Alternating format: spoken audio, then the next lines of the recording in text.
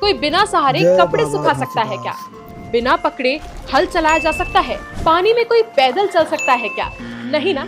ये सब कर दिखाया था छत्तीसगढ़ के महान संत और सतनाम पंथ के जनक बाबा गुरु घासीदास ने। मैं गजल शर्मा एक बार फिर हाजिर हूँ छत्तीसगढ़ की अनोखी कहानियों के साथ। 18 दिसंबर 1756 बलौदाबाजार जिले के गिरौदपुरी गांव में बाबा गुरु घासीदास का जन्म हुआ। महंतु दास और अमरौतिन की संतान के रूप में बाबा गुरु घासीदास ने जन्म लिया और बड़े होते ही ज्ञान की प्राप्ति के लिए वो घने जंगलों में चले गए। उन्होंने जोक नदी के पास स्थित छाता पहाड़ को अपनी तपोस्थली बनाया, जिसके बारे में मैंने आपको इस वीडियो में बताया है। लंबी तपस्या के बाद बाबा गुरु घासीदास को ज्ञान की प्राप्ति हुई और फिर उन्होंने पूरी दुनिया में सत्य का प्रचार किया। इतना ही नहीं, बाबा गुरु घासीदास ने मन के एक समान का संदेश देते हुए समाज में बढ़ रही छुआछूत को दूर करने की कोशिश की। रायपुर से 150 किलोमीटर दूर